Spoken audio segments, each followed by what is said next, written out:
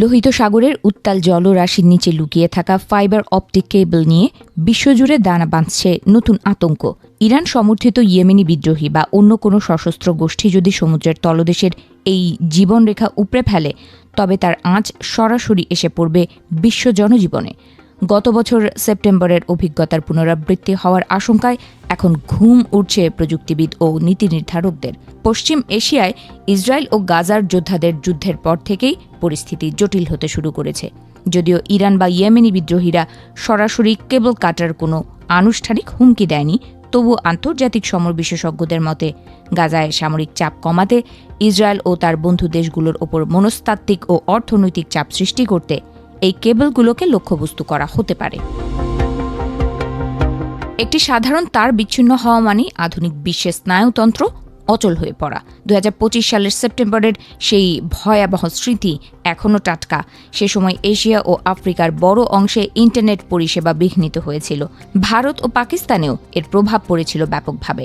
যদিও সেবার ইয়েমেনি অভিযোগ অস্বীকার করেছিল এবং অনেকের মতে কোনো বাণিজ্যিক জাহাজের নোঙরের আঘাতে এই বিপর্যয় ঘটেছিল, কিন্তু বর্তমান ভূরাজনৈতিক অস্থিরতা সেই সম্ভাবনাকে আরও ঘনীভূত করছে। আন্তর্জাতিক কেবল সুরক্ষা কমিটির তথ্য অনুযায়ী লোহিত সাগরের নিচ দিয়ে 4টি প্রধান কেবল পথ বিস্তৃত। এর মধ্যে রয়েছে ভারত, পশ্চিম এশিয়া, পশ্চিম ইউরোপ এবং ইউরোপ ভারত গেটওয়ের মতো অত্যন্ত গুরুত্বপূর্ণ সংযোগ। বিশ্বের মোট ইন্টারনেট ট্রাফিকের একটি বিশাল অংশ এই করিডর দিয়ে প্রবাহিত হয়। ফলে এখানে সামান্য চির ধরা মানেই বৈশ্বিক ডিজিটাল মানচিত্রে এক বড় সড় বিপর্যয়। ভারতের জন্য এই আশঙ্কার মেঘ আরও কালো। বর্তমান ভারত শুধু হোয়াটসঅ্যাপ বা ইউটিউবে সীমাবদ্ধ নেই। দেশটির অর্থনীতি এখন দাঁড়িয়ে আছে ইউপিআই লেনদেন, ক্লাউড কম্পিউটিং এবং দ্রুত বর্ধনশীল কৃত্রিম বুদ্ধিমত্তা বা এআই নেটওয়ার্কের ওপর।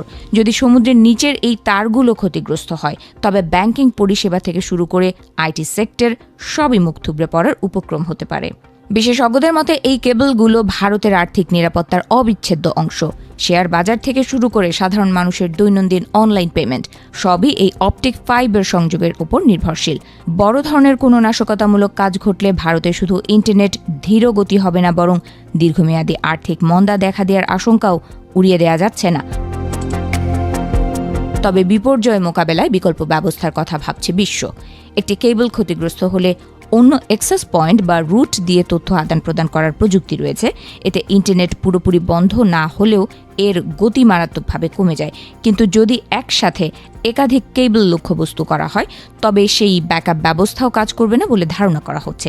সব মিলিয়ে লোহিত সাগর এখন কেবল যুদ্ধের ময়দান নয়, বরং ডিজিটাল যুদ্ধের কেন্দ্রবিন্দু হয়ে দাঁড়িয়েছে। একদিকে ট্রাম্পের হুঁশিয়ারি, অন্যদিকে ইরানের পরমাণু চুক্তি থেকে সরে আসার হুমকি। এই টানাপোড়েনের মাঝে লোহিত সাগরের নিচের ফাইবার অপটিক তারগুলো কতটা সুরক্ষিত থাকবে, সেটাই এখন কোটি টাকার প্রশ্ন।